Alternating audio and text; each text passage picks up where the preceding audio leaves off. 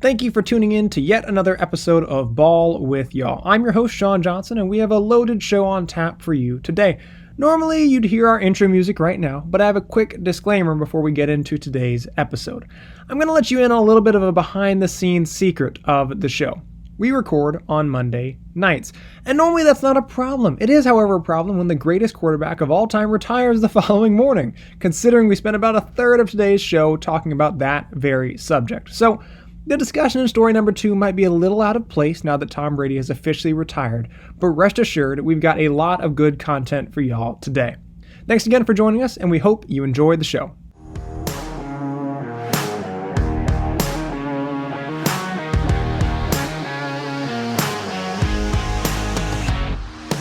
And welcome back to yet another episode of Ball with Y'all. It is so great to be here with you today on February 2nd.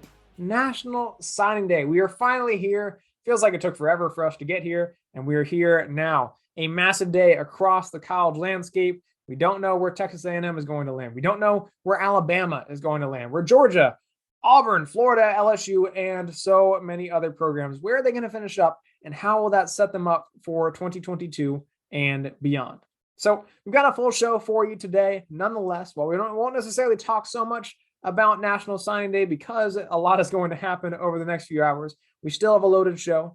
I encourage you, as we get into our loaded show, make sure you like, subscribe, rate, review. If you're listening on Spotify or Apple Podcast or Google Podcast or Radio Public or Breaker, or if you're watching us on YouTube at BWY Productions, so excited to have you as part of today's show and so thankful that you chose to come back and join us for yet another episode.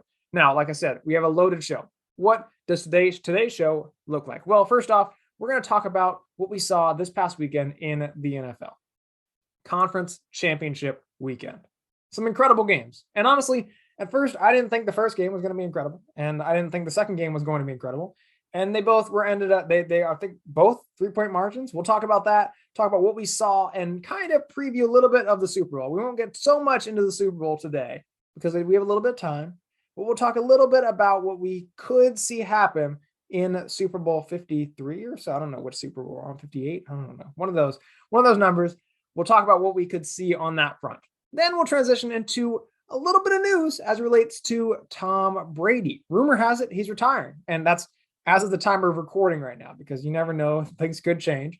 Rumor has it he might be retiring. And to that extent, where might Aaron Rodgers end up in the 2022 football season? And we'll wrap up with the top 5 SEC quarterbacks that we have for 2022, not named Bryce Young. I think it's fair to say Bryce Young is the top quarterback going into the 2022 season. Who are the other 5 quarterbacks that are really impressing us and that should do incredible things for their teams in the fall? So those are our 3 stories today. NFL playoffs, Tom Brady / Aaron Rodgers, and the top 5 SEC quarterbacks going into the 2022 season. So with that, let's get into story number 1. So listen, I don't even know where to begin on this. Well, I guess it feels appropriate to start with the Kansas City game where they played Cincinnati and they were up 21-3. And I almost fell asleep when Kansas City was up 21-3. I was very bored. I sat there and I thought I'd seen this movie before. And I texted a friend of mine before. Actually, I texted Dylan from New Jersey before the game. And I said, listen, I have learned my lesson with this Cincinnati team, with this Kansas City team, to not get my hopes up. We watched Buffalo give Kansas City all they could handle and more.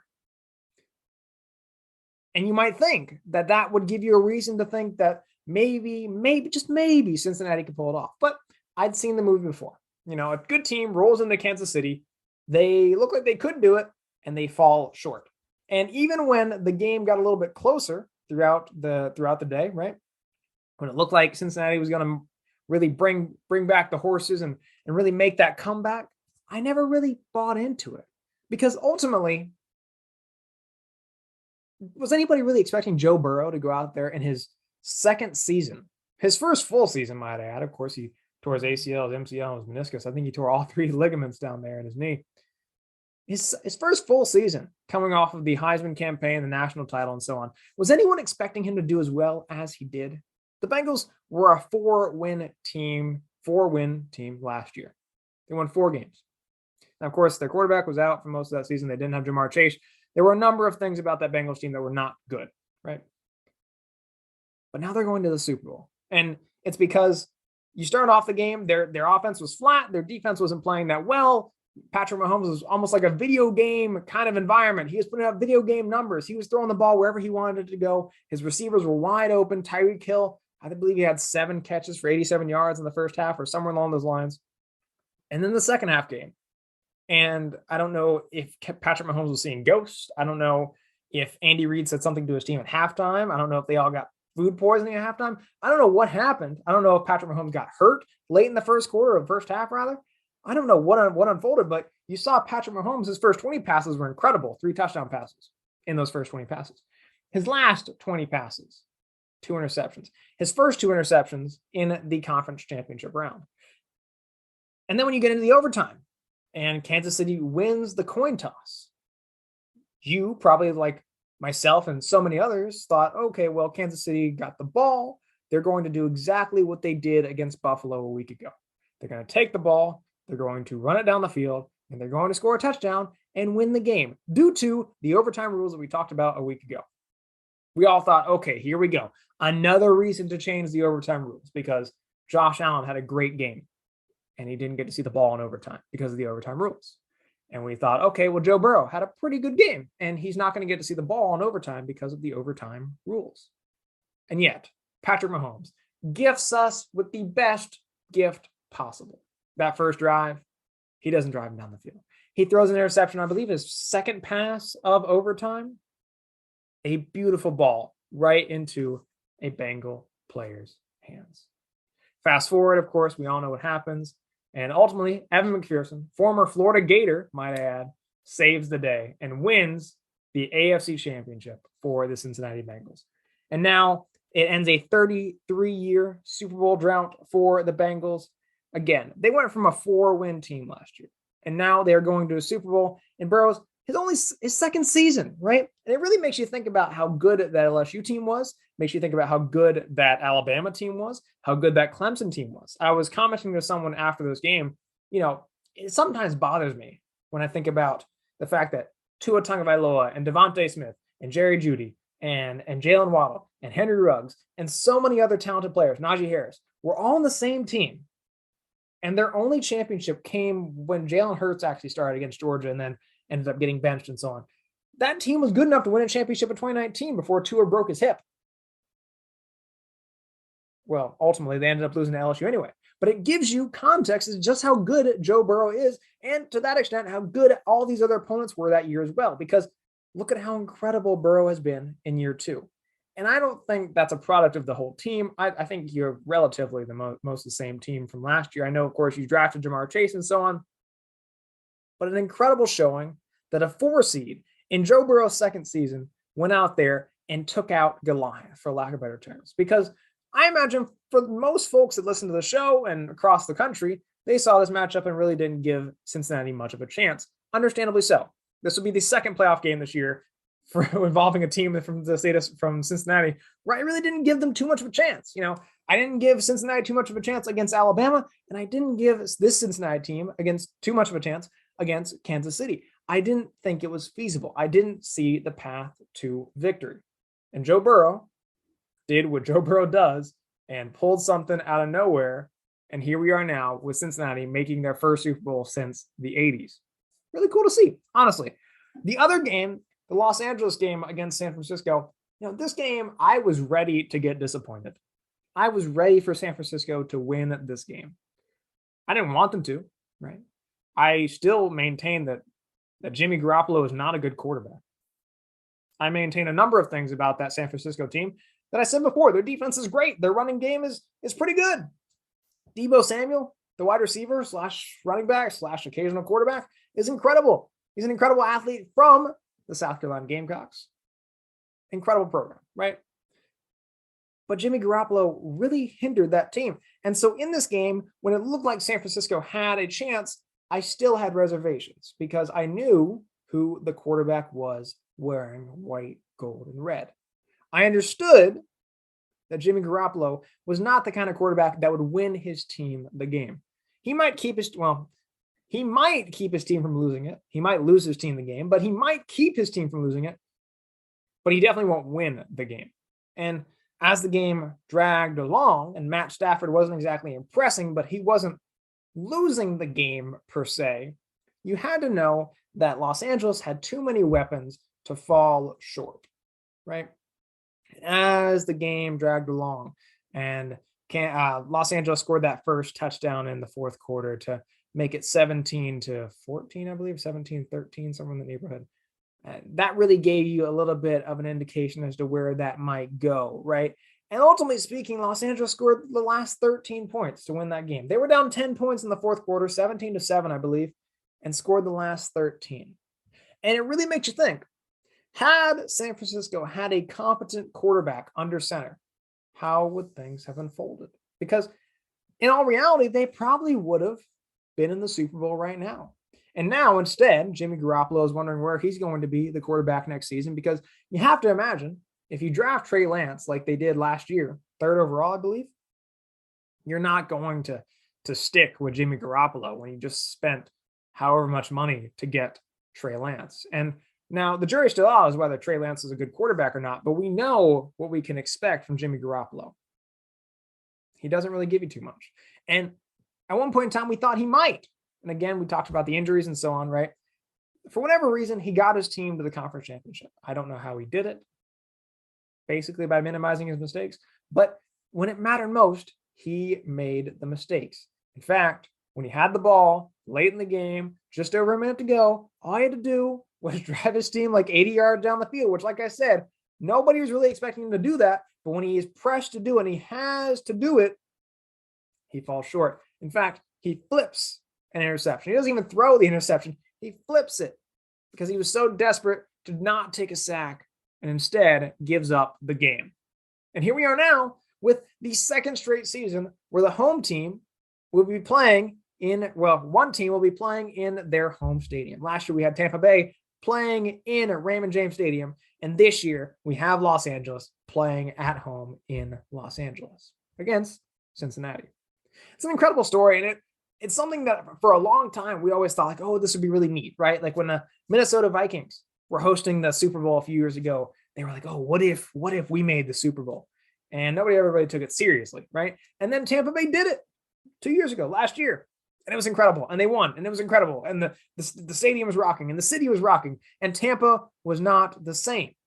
And you have to imagine, what could this do for the city of Los Angeles? Because for a while, Los Angeles has been a Lakers town. It's been a Dodgers town. Nobody's really taken football seriously in the Los Angeles area for quite some time. And I say that because think about all these teams that have gone and played at Los Angeles, whether it's the Chargers or the Rams. Look at those home games. And I can remember specifically the Packers played the Chargers either a year ago or 2 years ago. And that stadium was mostly Packers fans. And that's something that you routinely see in that stadium where the home fans don't show up. And now, if Los Angeles pulls the Super Bowl off, which actually I don't even know if they will, we'll get back to that in a second, but if the fact that they're just there, it will change the direction of football, particularly in Los Angeles. And to that extent, it could mean a lot for USC, for UCLA, and a number of other programs in the state of California as well. So a massive moment for the Los Angeles Rams, massive moment for the Cincinnati Bengals. Again, I'm not going to tell you who I have picked to win the Super Bowl just yet. We'll get into that in next week's show since we do have a little bit of buffer time here. But really exciting because we got 2 4 seeds in the Super Bowl. I don't think anyone was expecting that. We got an SEC quarterback in the form of Matt Stafford, and we have an SEC quarterback in the form of Joe Burrow. And probably the 2 best quarterbacks to come from their respective schools as well, with that being Georgia and LSU, respectively. So that will be a lot of fun. Really enjoyed, honestly, Conference Championship weekend, and I am really excited to watch, hopefully, a very competitive Super Bowl as well. Now on to story number 2. Came out on Saturday, I believe, said the headline said, Tom Brady retiring, right? And it sent shockwaves throughout Twitter, throughout the internet, throughout ESPN, through everywhere, right? I kept getting notification upon notification upon notification because people were shocked that Tom Brady was retiring. And in fact, I have a sign here, which, fun fact, this little side note as far as the story goes. Every single episode, I asked my mom what I should put on the sign. Last week, she put on the sign, "Will Brady and Rodgers retire?" And I looked at it, I was like, I'm not going to talk about that because Brady's not going to retire and Rodgers is not going to retire. I'm not going to talk about that. It's going to waste time, right? And a few days later, Brady retires, right? And of course, we know a few hours later, Tom Brady came out and said that he hasn't made the decision yet. He called the Buccaneers GMs and executives and said, "I haven't made my decision yet. I need you to know I'm still trying to figure this one out." Now, there's a lot to unpack there. I'm not entirely sure that he hasn't made his decision yet. I think he wanted to make his decision on his terms. And I think it reminds you of, for example, like LeBron or Kevin Durant or whoever else, whenever they've made their decisions to go elsewhere, they have controlled that narrative. It was never a rumor here and then it happens. No, they do it, right? I'm reminded of when Kevin Durant left the Thunder for Golden State, and I want to say July 4th, 2016 or so.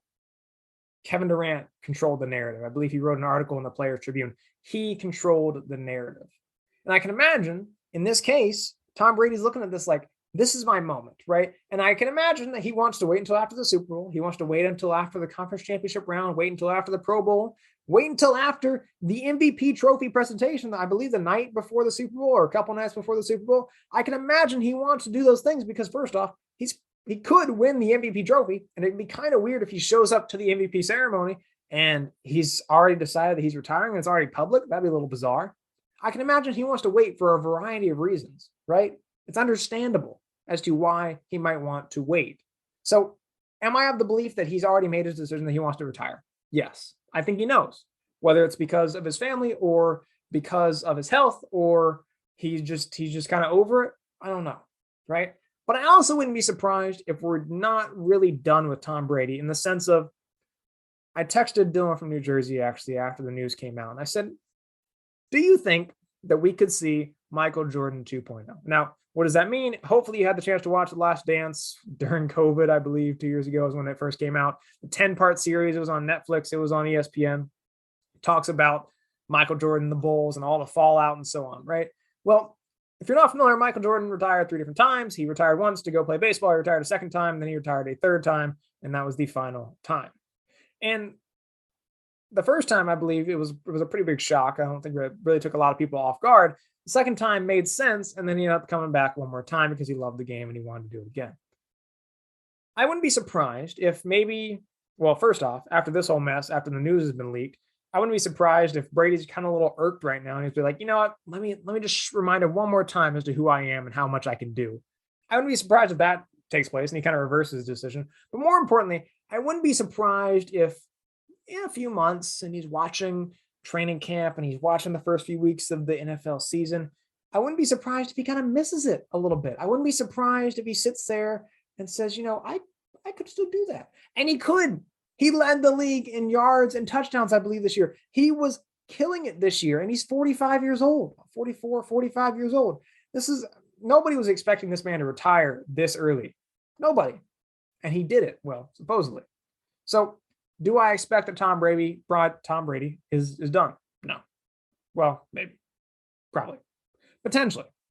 But more importantly, I think he wants to control the narrative here. And we're not going to know anymore until he decides that we know. Because, again, LeBron James set the standard in 2010 with his decision. Or Kevin Durant in 2016, which I believe was 2016, with his decision to go from the Oklahoma City Thunder to the Golden State Warriors. This has been a theme time and time again. When you're an athlete of that caliber, you have that right to control your own narrative. And you don't want it leaked via Twitter or via some random article online. You want to control the narrative. So whenever it comes out, it'll be directly from Tom Brady. Now, what do I expect? We'll probably hear from Tom Brady after the Super Bowl, and he'll say, I'm just going to take a step back, right? Now, is that the last time we'll see Tom Brady? I'm not sure. I would tend to think that it's probably not, but we'll see.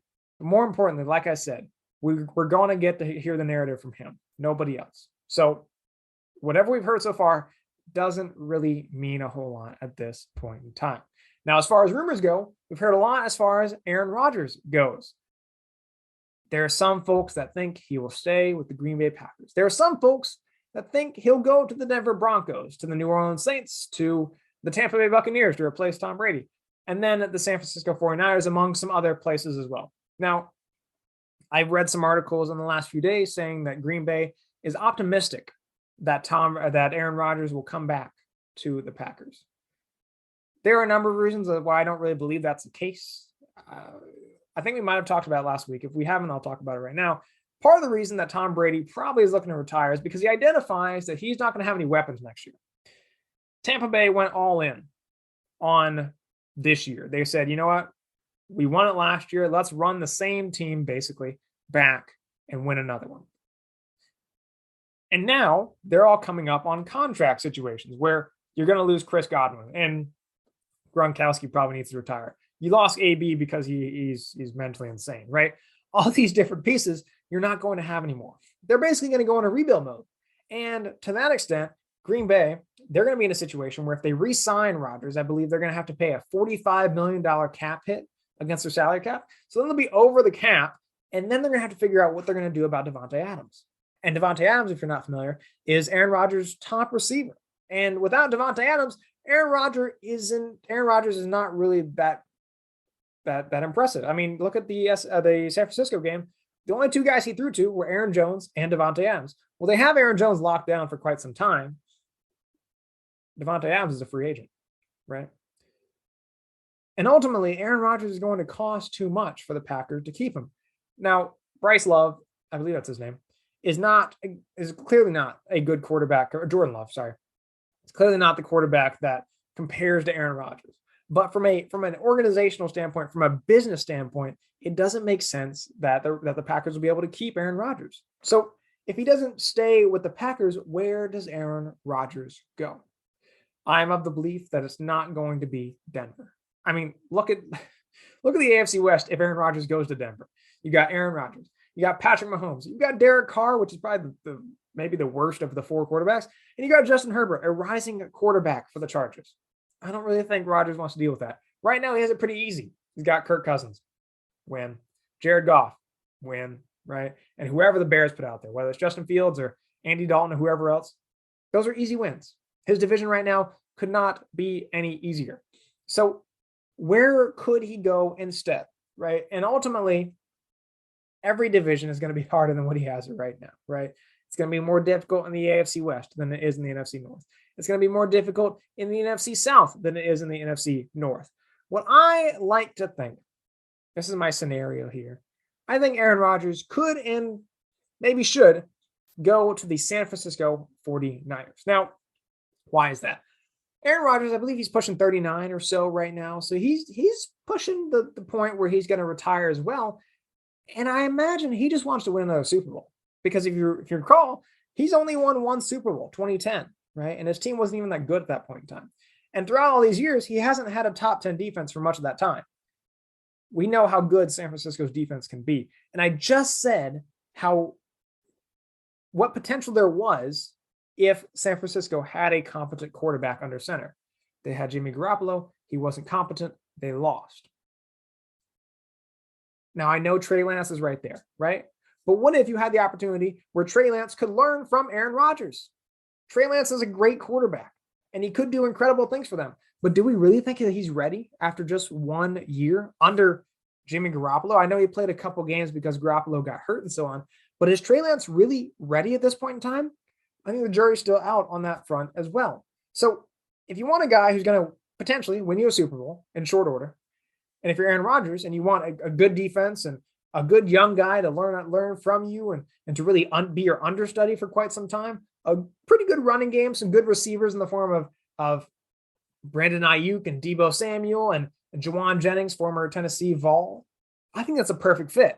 And also, you're in Los Angeles or close by, so you can theoretically still tape for Jeopardy or do whatever else you want to do. Your girlfriend, who's an actress, that's pretty close by as well. And you're not freezing your butt off in Green Bay. I think it works out pretty well. I feel like he's appropriate in California as well. Now, ultimately, he could go a number of places, but I tend to think that Aaron Rodgers will go to the San Francisco 49ers. So Tom Brady retiring, Rodgers going to the 49ers. We'll see if that changes in the days or weeks ahead. On to story number 3. Now, I said that there are a number of quarterbacks entering 2022 that are high on my list and that are low on my list. And I could very easily give you a bottom 5 list as well. But for the sake of time, I'm just going to focus on my top 5 SEC quarterbacks entering 2022. And now, again, like I said, these are guys not named Bryce Young, because I think we could all agree that Bryce Young should be the top quarterback for everyone going into 2022, regardless of whether you're a Stetson Bennett fan or a Zach Calzada fan or an Emory Jones fan or whoever else. You cannot reasonably put anybody above Bryce Young. He won the Heisman. He's got an expectation. So we'll see how that unfolds. But these are our top 5 going into the 2022 season. We'll start at number 5 because I like to build suspense, We'll start with number 5, Will Rodgers, Mississippi State's quarterback. Of course, he was incredibly inconsistent last year. He had some record-breaking performances, and he also had some duds as well.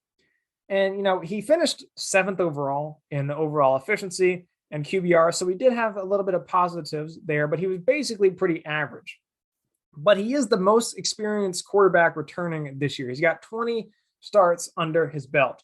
And there's a lot of potential there because of how great he was last year, because of the record-breaking performances, because of the streaks without incompletions and so on.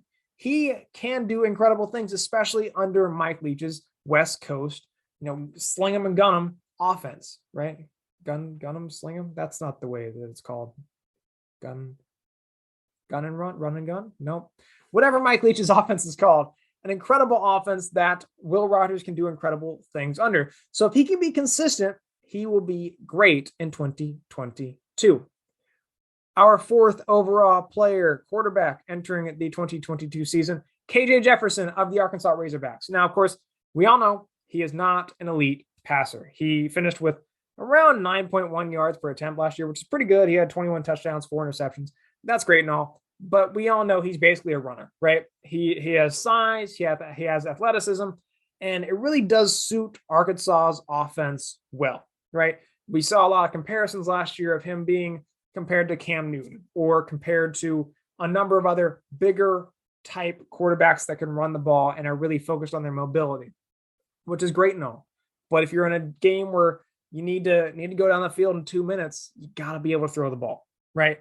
He did finish as the team's leading rusher last year.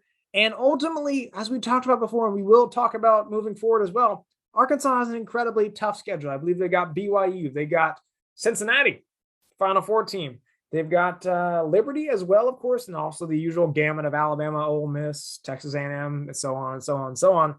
So they need experience under center, and having KJ Jefferson with as many starts as he has under his belt, having him under center will definitely help to try to navigate that incredibly tough schedule. I believe they have the number 1 strength of schedule in the country. So good luck if you're a Razorback fan in the fall. Our 3rd overall quarterback entering the 2022 season. Now, this is a guy who wasn't in the SEC last year. He wasn't in the SEC a week ago, but he transferred in from the USC Trojans. We got Jackson Dart going to the Ole Miss Rebels. Now, of course, he's a true freshman last year. He only started 3 games as a true freshman. He completed about 67% of his passes, threw for a little under 1,400 yards, had 9 touchdowns, 5 interceptions. He didn't really do a whole lot last year that showed you one thing or another about how good he can be at the next level. But he was the Gatorade National Player of the Year in 2020. He came out of Utah, and he was the first Utah native to win the Gatorade National Football Player of the Year award. What I saw from 24/7 Sports, they were comparing him to Alex Smith, saying that he's very consistent, that he has the arm, he has the accuracy, he can be mobile if he wants to be. And we know Alex Smith did pretty well. In fact, I believe he got his team to a Super Bowl. Well, I guess that was Colin Kaepernick. Well, he's done pretty well nonetheless with all the adversity he's overcome. So if Jackson Dart is Alex Smith or better, that's a great get for Lane Kiffin and for the Ole Miss faithful. Number 2, as far as quarterbacks in the SEC this fall, Hendon Hooker of the Tennessee Volunteers. He is coming back for his 6th year in college football. Now, of course, he exceeded expectations in year one with Tennessee when he transferred in, I believe, from Virginia Tech. He set school records. He set school records as far as points go and yards go. He was incredible last year under Josh Heupel's offense. And you have to imagine that he'll probably only continue to get better in year two as well. And also, the other thing, which a lot of different programs can't say this, he has the leading receiver in the SEC returning in the form of Cedric Tillman. So not only will he get more comfortable, but he has his top receiver who's going to continue to get more comfortable with Hendon Hooker out there on the edge. That's a recipe for success if you are a Tennessee Volunteer fan. And lastly, you kind of knew this was coming. Our number one quarterback outside of Bryce Young going into the 2022 SEC season, Spencer Rattler for the South Carolina Gamecocks. Now, we all know that Spencer Rattler fell off the face of the earth in 2022, or 2021, rather. He won every game that he started, for that matter, but he was not impressive, right? And we had a lot of questions after his first season in 2020 as well. But in 2021, he fell flat, and Caleb Williams had to come in and save the day. Now, the thing about Spencer Rattler, he brings new energy. He brings new life and fills a gap that South Carolina has had for quite some time. I've talked about before that Shane Beamer has changed the direction of that program. And if he could get a quarterback, that could only further help that progression. And here we are now, Spencer Rattler, he's going to change things almost immediately. Now, they could be bad changes because we know Spencer Rattler tends to make mistakes on occasion, but they could be incredible changes. And we know that he's incredibly talented. There was a reason he entered 2021 as the Heisman frontrunner. It makes sense. And here's the other thing. The last time that South Carolina had a quarterback get drafted in the NFL draft was 1990. In the 9th round, you had Todd Ellis get drafted. The 9th round doesn't even exist anymore. So that shows you just how long ago that was. Spencer Rattler is probably going to get drafted. And the fact that he's going to be the first South Carolina quarterback to get drafted in more than 30 years shows you just how big this moment is for the South Carolina faithful. And it's why I'm so big on South Carolina in the 2022 season as well. Again, Shane Beamer has built a great foundation. But with that great foundation, there's a substantial expectation, right?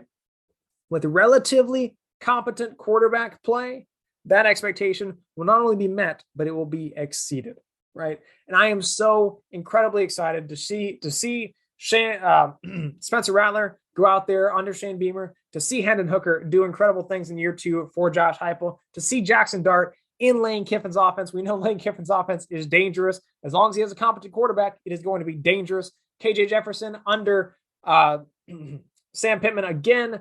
That offense, it's run heavy, and KJ Jefferson is a beautiful fit for it. And lastly, Will Rogers under Mike Leach. He has done incredible things in that offense. He has broken records, and he will continue to do that in year two now. So those are our top 5 quarterbacks entering the 2022 season outside of Bryce Young. Now, that's going to wrap up our show today. Like I said, we covered a lot of ground, right? We talked about why the Bengals won and what it means for the city of Cincinnati. We talked about why the Rams won and what it could mean for the state of football in Los Angeles. We talked about what Tom Brady is actually going to do and what do we actually know about his decision right now as it stands here today. What do we think Aaron Rodgers is going to do, and where is he going to end up in the 2022 football season? And lastly, we just talked about it, our top 5 quarterbacks going into the 2022 season, not named Bryce Young. A full episode. So thank you so much for joining us here today. As always, I encourage you, like, subscribe, rate, review. Join us wherever you get your podcasts. Make sure you share with your friends. Check us out on Instagram at Ball with Y'all Podcast. And as always, thanks so much for allowing us to talk some ball with y'all.